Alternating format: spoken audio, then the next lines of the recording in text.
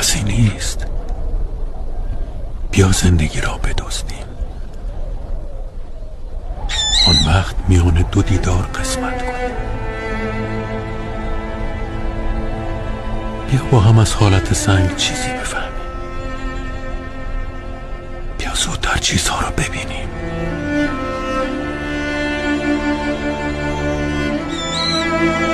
بیا تا برایت بگویم که تنهایی من چند راز بزرگ.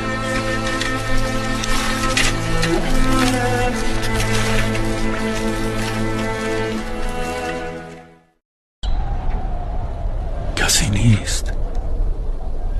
بیا زندگی را بدزدیم، آن وقت میان دو دیدار قسمت کنیم. بیا با هم از حالت سنگ چیزی بفهمیم. بیا زودتر چیزها را ببینیم.